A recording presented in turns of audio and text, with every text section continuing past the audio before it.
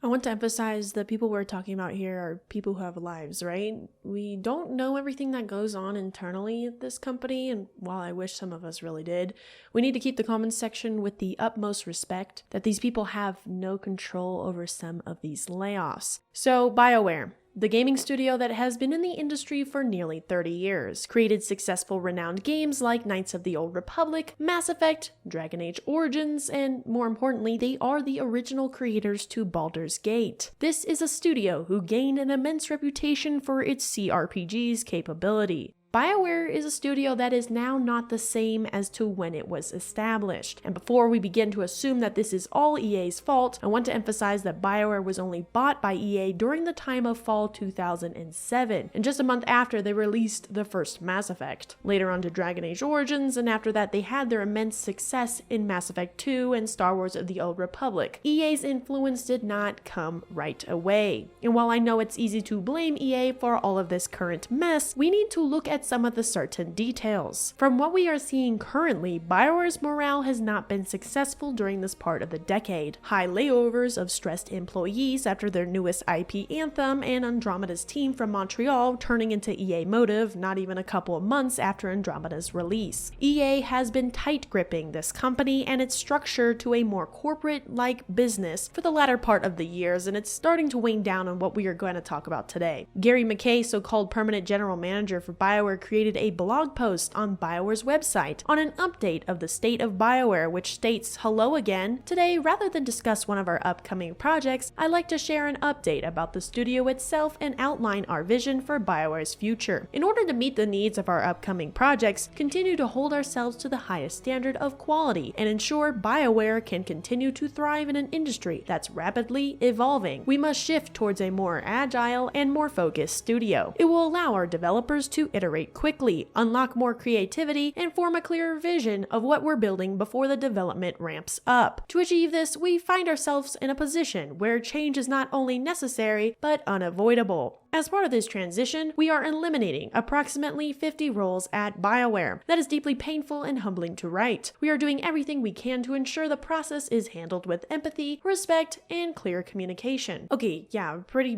big corporate words we're seeing here, but in reality, there's more behind the scenes than what we are seeing. The crude word of eliminating just straight up shows me a lack of concern on the people they're laying off, but I digress. And while I know some people are thinking this is because of a similar blog post back in June discussing about Star Wars The Old Republic and its turn to move to another studio called Broadsword, among them is the fact that most of the current team from BioWare Austin's department has been closing up shop on working for that game and were either fired, moved to Broadsword, or internally hired up to work in another place within EA, so they say. This most current blog post does not just target the people who worked on Star Wars The Old Republic, but also fired those who worked in BioWare Edmonton, the very studio that has been working on the future iterations of Dragon Age and the next Mass Effect. Some of these include huge names who worked on the very DNA to some of the greatest games named. Again, I want to emphasize that these are, again, people who have worked for years building BioWare to their feet. Those include Brian K. Lee, former development manager and producer at BioWare Austin, Andrew Stedman, former UI programming supervisor for Dragon Age Dreadwolf, Stefan Lepsius, world animator and design for systemic conversation animations on the next Dragon Age, with also 6 years in the company, Renata Cronin, former web producer for BioWare with more than 8 years in the company, Andrew Leung, former illustrator for Dragon Age, Amy Mallon, former associate level designer for Dragon Age, Jenna Zerzan, former senior technical animator for Dragon Age, Corey White, former gameplay designer for Dragon Age with more than 10 years of experience, Tim Griffith, former narrative programmer for Dragon Age Dreadwolf, also has more than 10 years of experience and more than 7 years within the company, John Ranesh, former technical director for Dragon Age Dreadwolf, another with more than 10 years of experience and worked 8 years within the company, Andre Garcia, former gameplay director who also worked on Dragon Age with 20 years of experience and more than 5 years in the company, Mary Kirby, former writer at BioWare, which started way back in 2006, who wrote much of Dragon Age Origins, Star Wars The Old Republic, Dragon Age 2, and Dragon Age Inquisition. This is one of the DNAs to Dragon Age's story building, and she wrote many quests within each of these games. She also created many of the beloved characters that we currently see as marketed, like Varric. And as if this doesn't seem to be any worse, Lukas Kristjanson is also laid off. Former senior writer at BioWare, he worked with over 25 years at this place. One of the people who was there from the beginning of BioWare. He wrote much of Baldur's Gate and the writer behind Minsk and Joker. He wrote main parts within Dragon Age. These are not just people who were numbers working at BioWare. Most, if not all, I have mentioned have institutional knowledge and enormous talent within the studio. I don't have to defend these developers because their experience and alumni within the company speaks for itself. This in no way, shape, or form speaks on the goals of Gary McKay's plan he's speaking about. In no way, shape, or form are these type of layoffs helping to restructure the company. You don't just kick out the DNA and founders of these games you so want to do well sales-wise. It just doesn't make any sense. Well, it kind of does because we're seeing some of EA's recent fallbacks. According to the recent stats for Electronic Arts, the net cash used and provided by operation activities was around $112 million for the quarter and $1.788 billion for the trailing 12 months. EA also repurchased 2.6 million shares for $325 million during the quarter, bringing in the total of the trailing 12 months to 10 million shares for $1.295 billion. In other words, EA has only been able to afford $325 million in stock buybacks last quarter. Instead of investing in their games, some people are just stating that EA is really burning money for anonymous shareholders. However, the main reasoning seems to lead in when EA actually announced widespread layoffs a few months ago. I imagine each of the company's offices had to slash an X amount of percentages. Back in March of this year, Electronic Arts already stated they were cutting about 800 jobs, or 6% of its workforce, and reducing the office space. CEO of EA, Andrew Wilson, wrote in a note to the employees, "As we drive greater focus across our portfolio, we are moving away from projects that do not contribute to our strategy." The company expects to take impairment changes ranging from 170 to 200 million, according to a filing within the SEC. EA expects the actions associated with the restructuring plan to be substantially complete by the end of September. CEO Wilson said EA would be providing severance and healthcare to the affected employees, noting that these layoffs had actually began earlier in the quarter. EA had just under 13,000 employees according to the quarterly filing in March of 2022. And in January, the company missed estimates on quarterly revenue and provided a bookings forecast that was weaker than expected. This is the culture EA has been creating since the early part of this year. With a whole new plan, they decide to can all of these former senior members of their companies and studios, all under the glittering jargon of, I guess, restructure, right? Whereas the reality seems to lean on its constantly revolving door of employees. Plus, back to BioWare, Dragon Age Dreadwolf, the supposedly fourth iteration of the Dragon Age series, has had a long-going development for nearly 10 years. And yes, I say 10 years mainly because their concept started just after Inquisition, which was released back in 2014. I'm going to be honest, this game and its news and the things I've covered and its marketing has really been a shit show, or nicely put, a debacle, to honestly see and watch throughout the years. We know plenty of gaming studios have had their fair share of showing games way too early in their development stage, but Dreadwolf has been one of the worst at drip-feeding fans morsels of information without any way to console these types of content on actual progress in development for the game. While this could be due to the stage in which led to leakers producing their own information due to the tight-lipped situation Dragon Age is currently in, look, I'm not gonna sugarcoat much on this game. It's not what we expected from the leaks shown. We know the voice actress for Morgan isn't even in the game. Like, this game has a lot of questions and suspicions on what exactly is going on. As far from what we know from the studio is that this game is clearly playable from start to finish. However, with the layoffs and possibly a scare from the recent iteration of Baldur's Gate 3 from Larian Studios, it's definitely got to have some executives at EA and even BioWare scared of a product that is nearly finished. But if it wants to be on the scale of Baldur's Gate 3's success,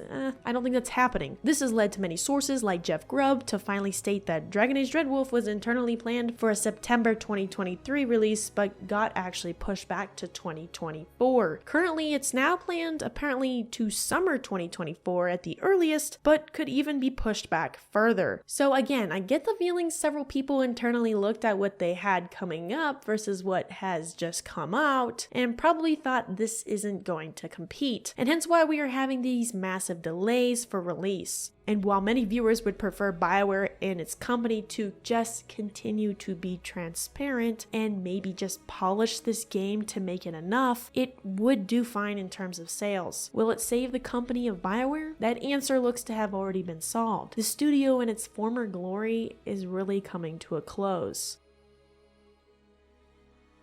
But with that, we are going to wrap up. This video was highly requested, and while I personally do not want to be within the BioWare and Dragon Age community, if at all, this is a safe space to comment your worries and thoughts about the game. I know BioWare and the team does watch my videos, so please make sure you are being respectful as much as you can, but I will leave you with this. Not to be preachy at all, but the love of money is really the root of all evil sometimes. And by craving it, some, like these companies, have wandered away from their purpose and pierced themselves with many pains. But anyways, thank you for watching this video, and I will see you in the next.